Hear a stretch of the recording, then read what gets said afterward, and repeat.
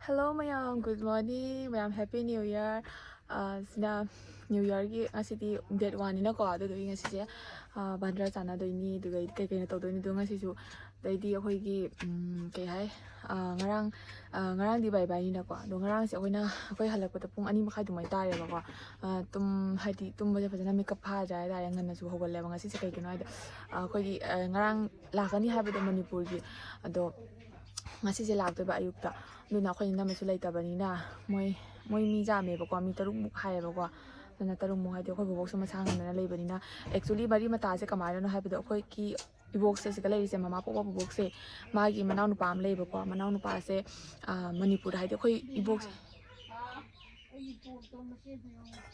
akhoi gi ibok se asi se actually gwanju da lai ne ba ko hana hadi akhoi ji joi khundo du gai du kan ya ba lai rami do aduduga akhoi gi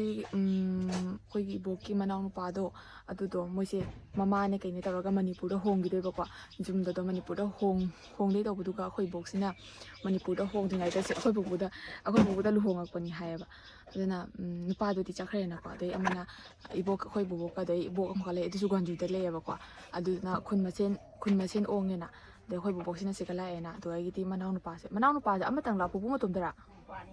du baba mau pa du baba matum dara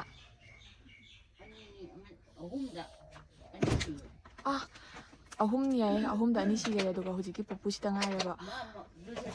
sire na dubudi do khoi ajiki pupu sidi atai pupu sidi atai pupu di uhode ba ko ado hujiki pupu se manipur gi pupu se ma di ada manipur hong sa ni na ko sumarang mar tang amhana na hauri ngai matam da se ga am la ame ba adum hadi manipur gi acha thak manipur gi acha pot ka puraga dum se ga la ame ada su hadi machi ni dana machi ani lei gi dana ko kasada na machi ani gi da amada mu lei ni taraga pupu to la ame ba ko ado do masu ahal ora banina masu lei gi dre kha koi re ba ko lei gi da ba do lei gi da ba da gi lak tre dai gi koi pupu gi su hadi macha lei dana jesi ki akhoi na kai ko tum thoe akhoi na kai bom thoe ha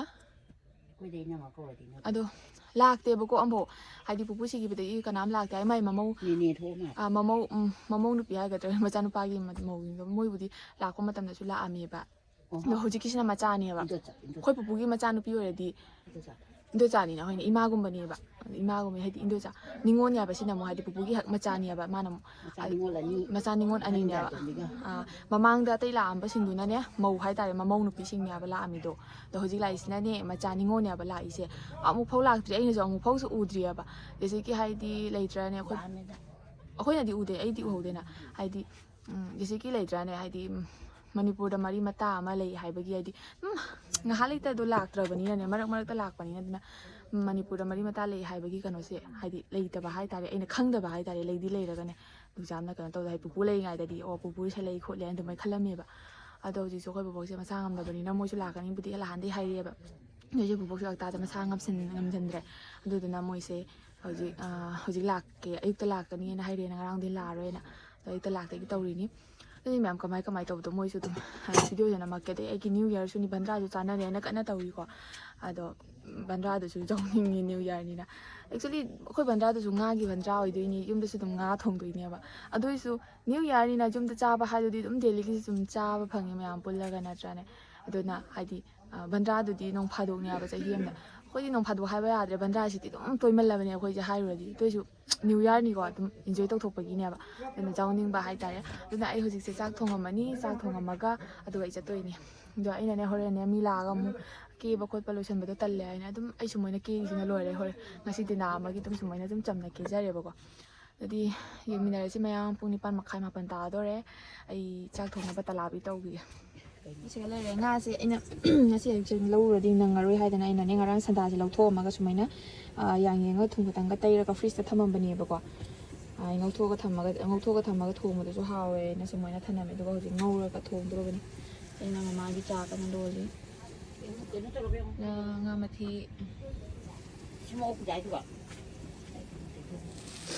ma'am जाना ने मोई लाखिंग जाना थोंदोना होना video से लौद्रेबको दो चांसे जान थोंगे असीना meringa do alu ga khane ne tawraga ngawre aduga ꯑꯗꯨꯒ ꯁꯤꯅ ꯉꯥ ꯊꯣꯡꯕꯅꯤ ꯉꯥ ꯊꯣꯡꯕꯁꯨ ꯂꯣꯏꯔꯦꯀꯣ ꯉꯥ ꯑꯃ ꯊꯣꯡꯉꯦ ꯑꯗꯨꯒ ꯉꯥ ꯑꯃ ꯊꯣꯡꯉꯦ ꯑꯗꯨꯗ ꯁꯤꯒ ꯍꯋꯥꯏ ꯑꯃ ꯇꯧꯔꯦꯀꯣ ꯉꯥ ꯃꯀꯣꯛꯀ ꯇꯧꯔꯒ ꯍꯋꯥꯏ ꯁꯣꯛ ꯑꯃ ꯇꯧꯕꯤꯔꯦ ꯑꯗꯨꯒ ꯑꯩꯗꯤ ꯁꯤꯅ ꯀꯥꯡꯁꯣꯏ ꯇꯧꯔꯦ ꯀꯣꯕꯤ ꯃꯅꯥꯒ ꯑꯗꯨꯗꯩꯗꯤ ꯑꯣꯜ ꯀꯣꯕꯤꯒ ꯑꯂꯨꯒ ꯇꯧꯔꯒ ꯀꯩꯅꯣ ꯇꯧꯔꯦ ꯉꯥ ꯃꯇꯨꯝ ꯊꯥꯛꯆꯜꯂꯒ ꯇꯣꯉꯥꯒ ꯇꯧꯁꯜꯂꯒ ꯇꯤꯜꯍꯧꯒ ꯇꯧꯁꯜꯂꯒ ꯑꯗꯨꯝ ꯆꯝꯂꯞꯅ ꯑꯗꯨꯝ ꯐꯨꯠꯄꯤꯔꯦꯕꯀꯣ ꯃꯅꯤꯗ ꯃꯊꯦꯜ ꯀꯌꯥꯝ ꯇꯧꯗ꯭ꯔꯦ ꯑꯗꯩꯗꯤ ꯑꯁꯤꯁꯤꯒ ꯑꯂꯨꯒ ꯇꯧꯔꯒ ꯑꯃꯦꯠꯄ ꯑꯣꯏꯕꯣꯏ ꯏꯔꯣꯟꯕꯣꯏ ꯇꯧꯔꯒ ꯇꯧꯕꯤꯔꯅꯤ ꯂꯣꯏꯔꯦ ꯆꯥꯡꯆꯠ ꯑꯃ ꯆꯥꯛꯇ ꯉꯥꯏꯔꯦ ꯁꯤꯅ ꯆꯥꯛꯇ ꯑꯗꯨꯝ ꯉꯥꯟꯁꯤꯟꯈ꯭ꯔꯅꯤꯕ ꯑꯈꯥꯕꯁꯨ ꯃꯨꯟꯗꯣꯔꯦ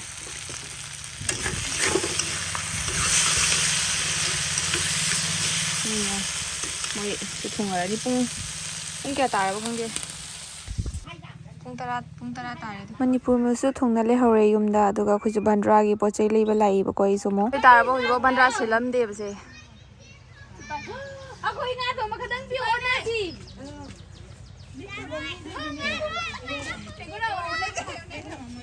ꯃꯇꯨꯝ ꯑꯃꯃꯝ ꯀꯛꯑꯣꯅ ꯁꯤꯅꯦ ꯉꯥ ꯖꯦꯟ ꯊꯣꯡꯕ ꯆꯥꯒꯦꯅꯦ ꯑꯩ ꯄꯣꯠꯇꯣ ꯑꯩ ꯃꯥꯏ ꯎꯠꯇꯔꯨꯅꯦ ꯅꯝꯃꯥꯏ ꯉꯥꯏꯌꯤꯡ ꯆꯨꯍꯟꯒꯦ ꯑꯩ ꯑꯉꯥꯡꯁꯦ ꯌꯥꯝ ꯇꯧꯔꯤ ꯊꯣꯡ ꯊꯤꯡꯖꯜꯂꯣ ꯌꯥꯝ ꯇꯧꯔꯤ ꯊꯣꯡ ꯊꯤꯡꯖꯜꯂꯣ ꯆꯦꯃꯤꯅꯥ ꯀꯩ ꯂꯧꯗꯣꯏꯅꯣ ꯆꯦ ꯁꯤꯒꯩ ꯂꯧꯕ ꯑꯣꯟꯂꯥꯏꯟꯗꯩ ꯄꯤꯔꯝꯃꯣ ꯈꯥꯃꯦꯟ ꯁꯤꯟꯕꯤ ꯂꯧꯔꯦ ꯑꯂꯨ ꯂꯧꯔꯦ ꯃꯣꯔꯣꯛ ꯂꯧꯔꯦ ꯁꯂꯥꯗ ꯀꯩ ꯂꯧꯗꯣꯏꯅꯣ ꯒꯥꯖꯔ ꯂꯩꯕ꯭ꯔꯣ ꯁꯥ ꯊꯕꯤꯗꯤ ꯂꯩꯕ꯭ꯔꯣ ꯊꯕꯤ ꯂꯩꯇꯦ ꯊꯕꯤ ꯂꯩꯔꯗꯤ ꯂꯧꯗꯣꯏꯕ ꯁꯤꯅ ꯑꯩꯈꯣꯏꯒꯤ ꯃꯅꯤꯄꯨꯔꯗꯒꯤ ꯂꯥꯛꯄ ꯑꯩꯈꯣꯏ ꯑꯉꯥꯡꯅꯤ ꯀꯌꯥꯝ ꯆꯤꯟꯅ ꯆꯥꯈ꯭ꯔꯅꯣ ꯃꯣꯏꯗꯣ ꯂꯧꯕꯤꯌꯨ ꯃꯅꯤꯄꯨꯔ ꯑꯩꯉꯣꯟꯗꯗꯤ ꯂꯧꯔꯛꯀꯅꯨꯀꯣ ꯃꯥꯅꯦ ꯃꯅꯤꯄꯨꯔꯒꯤ ꯆꯦꯈꯥꯏꯖꯅꯤ ꯑꯩꯗꯤ ꯂꯣꯏꯔꯁꯤꯅ ꯑꯣꯏ ꯍꯋꯥꯏ ꯊꯣꯡꯕꯗꯒꯤ ꯏꯟꯖꯥꯡ ꯉꯥ ꯊꯣꯡꯕ ꯉꯥꯛ ꯂꯧꯇꯣ ꯁꯤꯅ ꯇꯟꯆꯥ ꯑꯍꯟ ꯅꯠꯇ꯭ꯔꯣ ꯉꯥ ꯊꯣꯡꯕꯤ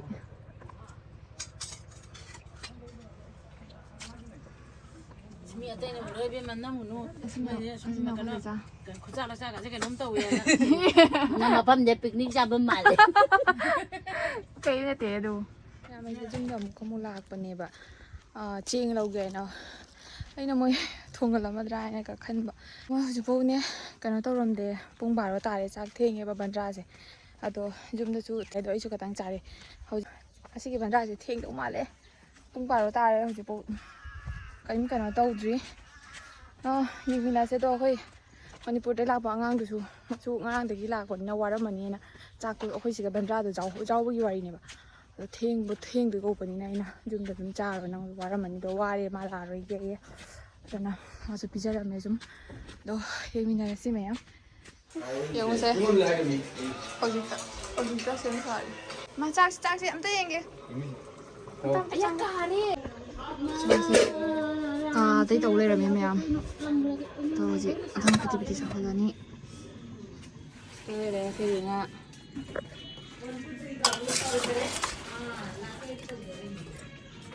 ꯁꯤꯗꯤ ꯆꯥꯎꯔꯦ ꯍꯥ तेरे बिना भी क्या जीना ꯌꯥꯔꯦ ꯅꯪ ꯀꯩꯅꯣꯝ ꯇꯥꯍꯧ ꯀꯩ ꯋꯥꯅꯣ ꯑꯩꯉꯣꯟꯗ ꯍꯥꯏꯔꯣ ꯃꯌꯥꯝ ꯄꯨꯡ 1:30 ꯇꯥꯔꯦ ꯏꯟꯖꯥꯡꯁꯦ ꯍꯧꯖꯤꯛꯇ ꯀꯩꯅꯣ ꯇꯧꯈꯠꯂꯤ ꯉꯥꯁꯤꯁꯨꯅꯦ ꯈꯔ ꯉꯧꯕꯗ ꯇꯣꯏꯈ꯭ꯔꯦ ꯌꯥꯝ ꯋꯥꯈ꯭ꯔꯦꯕ ꯑꯗꯨꯅ ꯃꯇꯝꯗ ꯉꯥꯗ ꯂꯣꯏ ꯆꯪꯉꯦ ꯌꯦꯡꯉꯨ ꯍꯥꯎꯒꯗꯕꯗꯤ ꯃꯥꯟꯕ꯭ꯔꯣ ꯑꯁꯤꯁꯦ ꯎꯆꯤꯟꯅꯥꯆꯤꯟꯅ ꯍꯤꯟꯖꯥꯡꯁꯦ ꯂꯣꯏꯁꯤꯟꯖꯔꯦ ꯄꯨꯡ 3 ꯇꯥꯔꯦ ꯍꯧꯖꯤꯛ ꯆꯥꯛ ꯆꯥꯔꯅꯤ ꯆꯥꯛ ꯂꯥꯝꯕꯅ ꯁꯤꯗꯣꯔꯦ ꯃꯌꯥꯝ ꯑꯩ ꯐꯤꯕꯝꯁꯦ ꯌꯦꯡꯉꯣ ꯁꯨꯃꯥꯏꯅ ꯆꯥꯛ ꯊꯣꯡꯉꯤꯅꯦ ꯍꯤꯟꯖꯥꯡꯁꯦ ꯂꯣꯏꯖꯔꯦ ꯑꯗꯣ ꯃꯣꯏꯁꯨ ꯍꯧꯖꯤꯛ ꯆꯥꯛ ꯊꯤꯅ ꯃꯣꯏ ꯁꯣꯝꯗꯁꯨ ꯀꯟꯅ ꯆꯥꯛ ꯊꯤꯗ ꯈꯣꯠꯇ ꯇꯧꯔꯤꯕꯀꯣ ꯑꯗꯣ ꯍꯧꯖꯤꯛ ꯆꯥꯔꯅꯤ ꯃꯌꯥꯝ ꯈꯪꯕ꯭ꯔꯥ ꯑꯗꯨꯗꯤ ꯃꯌꯥꯝ ꯌꯦꯡꯍꯜꯂꯛꯑꯒꯦ ꯉꯥꯁꯤꯡꯁꯦ ꯈꯟꯗꯣꯛꯈꯤꯒꯦ ꯃꯌꯥꯝ ꯉꯁꯤꯒꯤ ꯃꯊꯦꯜꯁꯦ ꯀꯩꯅꯣ ꯃꯔꯤꯡꯒꯥ ꯉꯧꯕ ꯍꯋꯥꯏ ꯁꯦꯝꯃꯤꯅꯦ ꯉꯁꯥꯏ ꯑꯗꯨꯒ ꯂꯩꯔꯦ ꯁꯤꯡꯖꯨ ꯋꯥ ꯆꯥꯛ ꯊꯥꯡꯉꯛꯏ ꯆꯥꯛ KG 5 ꯑꯩꯈꯣꯏ ꯃꯃꯥꯡ ꯆꯍꯤꯗꯨꯅ ꯁ꯭ꯋꯥꯏꯗꯅꯤ ꯆꯥꯈꯤꯗ ꯂꯥꯁ ꯌꯔꯒꯤꯗ ꯑꯩꯈꯣꯏꯁꯨ ꯍꯣꯜꯂꯤ ꯁꯤꯁꯨ ꯍꯣꯜꯕ ꯂꯥꯛꯏ ꯆꯥꯛꯅꯤ ꯆꯥꯛ ꯉꯁꯥꯏꯒꯤ ꯑꯩꯅ ꯌꯨꯝ ꯁꯥꯈ꯭ꯔꯦ ꯑꯗꯣ ꯑꯩꯁꯨ ꯃꯕꯨꯡꯁꯤ ꯌꯥꯝ ꯀꯥꯜꯂꯤ ꯃꯥꯜꯂꯦ ꯋꯥ ꯑꯃꯁꯨ ꯊꯥꯡꯉꯛꯏ ꯌꯦꯡꯍꯜꯂꯨ ꯑꯃꯁꯨ ꯊꯥꯡꯉꯛꯏ อ๋ออะไรเนี่ย ย่างเงี้ยปัดถูก 아마서 당에 이드 뭔가 멍만들고 빠타만 기나 리타래. 뭐 혼자 어떻게 그러겠는데 지금 왜 탐도 이게. มีเลยชาบิชิงดีปากข้างมาเจ้าเลยไกลนิดนะคนเดียวกันนะหังกันนะจริงวิดีโอ้ทำไมจังดูตู้โอ้ my god 왜 우리 못 봐. 나 빨리 집 이나 광내 집 살로 이기 좀 더. ใช้ถ่ายก็ได้เสียงงยัง 진주 떠서 신주 또 러. 신주 또. 짜. 아 코이 들어. 이리 와이 또 라게. 재민다. 응? 진주도 부숴라. 아, 신주 더 이런 또 또리 요새 간다랑 동동동. 간다랑 거 dum다. 진짜 막 담담. 세세. 아, 또로 뭐는 과일들이 해는 바자리도. 낭기. 아도 항상 저 또 미나 따오. 난게 더 따오 이 따오. ai 본인을 프리다 해야 돼. 아.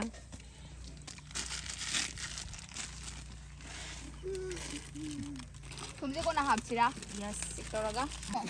자식이 마태오 제. 지금 너 애기 폰도 플리즈 한번 봤어 비워봐. 모롱 실리네. 아이 군헬리.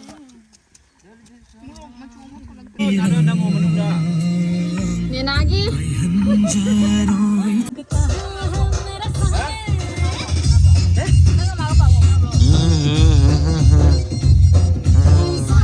em trao rồi đấy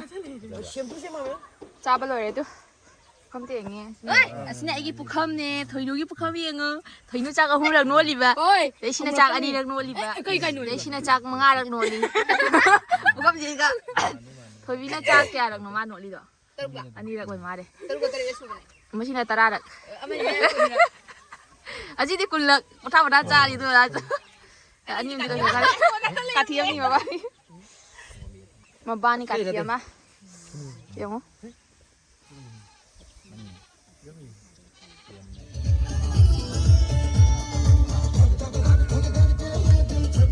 ai hồi này yum đã hale ba ai đi mới lấy hậu riêng bako rồi sân bay kia đó khơi đâm chòi đó Manipur đấy là khơi đâm chòi đó tụi mới hành đấy kia ai đi lấy bagi lấy vậy là hai nhìn đó hay anh chỉ sang con trên này vậy đó mới nằm hay đó sang con trên đó hành để hai bạn mới đi ăn quỳ này lấy rồi hai bạn tụi na na mo chala ni adu dugay una ke dugay la inyam ba yum da heng na se 나의 그 사랑이 고단하네.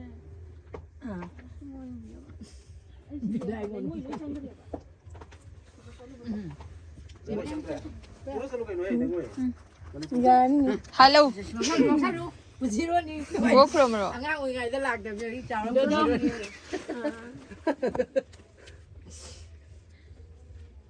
lại thu trời cái hình mấy đừng ấy. Được sao vậy? Cho cái đó đây.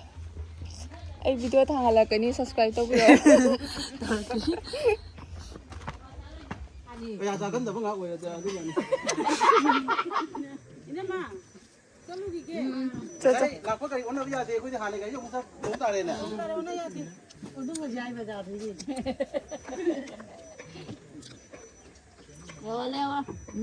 cho. Yung okay lâu ni.